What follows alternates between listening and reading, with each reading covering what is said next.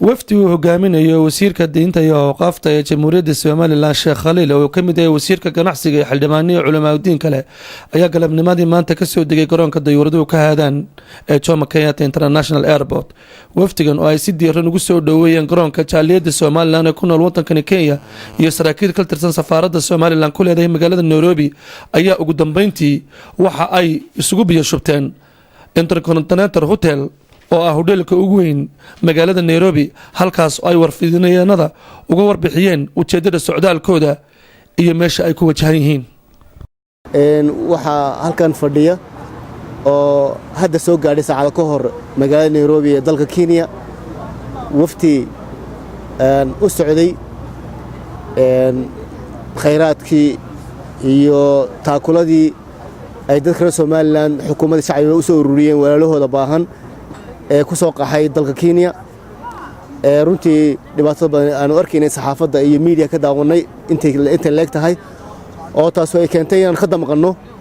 oo runtii waaltinimadii aan lahayn iyo insaaniyadii iyo islaamnimadiiba ayna taabatay dadweynaha marka ay xukuumad ahaanba loo baxay oo madaxweyne ku-xigeenka Jamhuuriyadda Soomaaliland bishii August 12keedii golihii wasiirada shirka ay lahaayeen kaga dhawaaqay amba aan ku go'doonsanay inaan walaalahay taakulayno